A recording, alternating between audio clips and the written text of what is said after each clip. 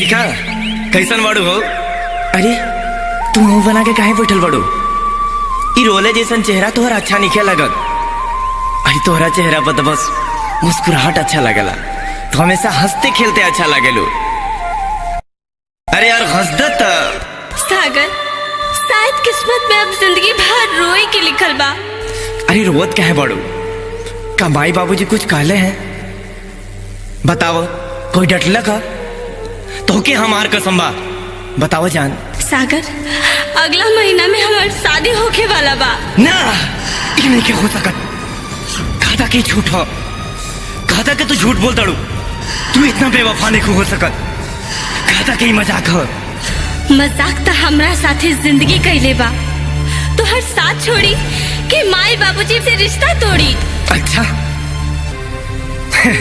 वाह रे नारी, तुमने ऐसी तीर मारी कि दे गई इश्क की बीमारी। अरे भगवान का खाली तोहन लोग के ही हक दिल बने दिल तोड़े के। का बस तोहन लोग ही क्यों के दिल से खेल सकेलू? बहाना तो तोहन लोग के माई बाबूजी मिल जाने। तो प्यार करे से पहले अपना महतारी बाप से कहना पूछ ले लू। बस सागर, खबरदार जो हमरा माई बाबूजी के बारे में कुछ कहला। अरे पहला प्यार तो हमके अपना माई बाबूजी से ही मिलल, जिकरा सहारे हम पलल बानी। और कहल गइल बा कि पहला प्यार केहू भुला ना सकेला। तू तो हमार दूसरा प्यार होवा। तोहरा प्यार पर हमार माई बाबूजी के प्यार भारी पड़ गइल बा, जिकरा प्यार खातिर हम ही शादी करे जाता नहीं। ठीक बात सीखा तो कर ला शादी। हम देखा था नहीं कि तुहार शादी कैसे होता। इतना तक गारंटी बगा तोहरा बिना हम जिएब ना। अगर जिंदा रहे तो तारा डोली के जगह पूरा बाराती कार से उठा दे। तई बात सुन ला, चिता में सबसे पहले चिता हमार होई। ई तू का कहत बाड़ू? अरे तू तो हमार जान हो।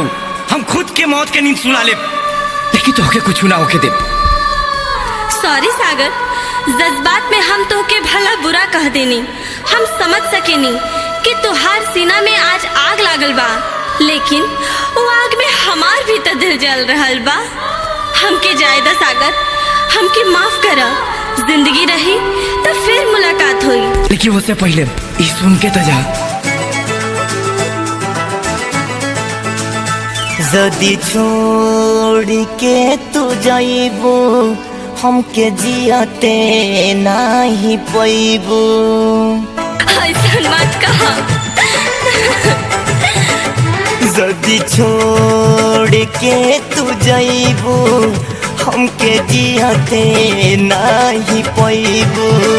हे जान छोड़ के जो जाइबू, हमके जियाते नाही पैबू। चिता पर हम जाएब, डोली पर जब तू जाइबू। वादा बा ये वो सजनी बिच रहिया में बेटाइबू। हमसे दूर जाती जाइबू, हमके जियाते नाही पैबू। जदी दूर हमसे जाइबू, हमके जियाते नाही पैबू। ये तू का कहत बाड़ा? का तू पागल हो गइल बाड़ा? हाँ, पागल हो गइल बानी। तोरा प्यार में पागल हो गइल बानी। जब से तोरा जुदा होके के बात सुन ले बानी, ई दिल में आग लागल बा।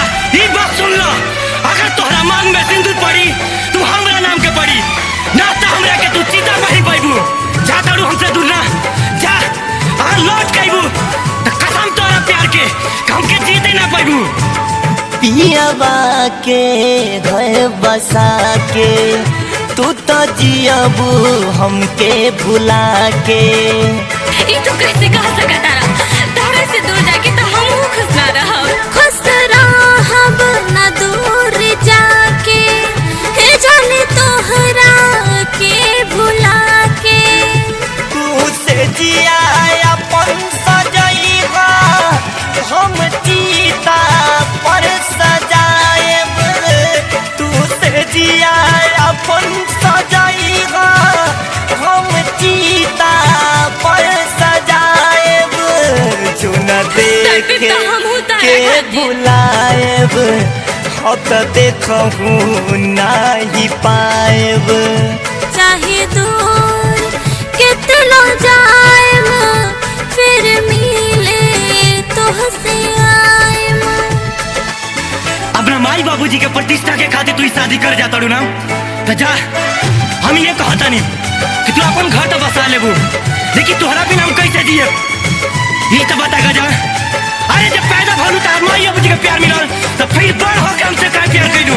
अरे प्यार कोई से पूछ के ना होला, इ तो जे अच्छा लागेला इस दुनिया में ओकरा से हो जाला। प्यार तो लैला मजनू के रहे जो इतिहास बन गए। फिर हमसे वादा काहे कैलू?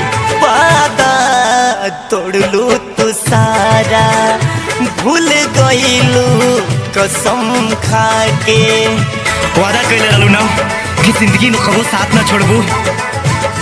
किस्मत के दोस्त बाटे जाए के अफसोस बाटे। मंगिया बराए से पहिले हम दुनिया छोड़ जाएब। तू जोड़ा में सजीवा सवारीगा, हम कफन में लिपटाएब। तुहके भुला के हमदम हमहू जी न पाएब। जो मिले के तू चाहबू शमशान पर हम भेटाएब। सिखा ई कलयुग है, ये कलयुग में प्यार के भुलावल ना जाला, बल्कि चाहे तरह भी होके जैसे भी होके प्यार के अपनावल जाला।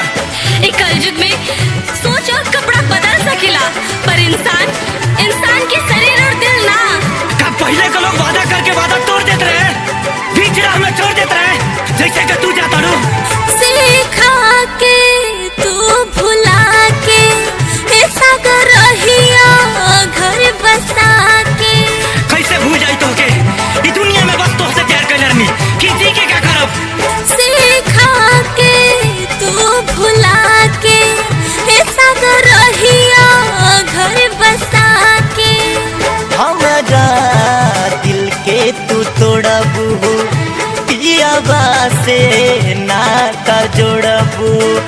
बाबू भाई के अपना के बस जाइबू ससुरा में जाके। हमके मौत के नींद सुला के बस जाइबू ससुरा में जाके। सगर याद बाड़ाइबा हमके तू रोइबा।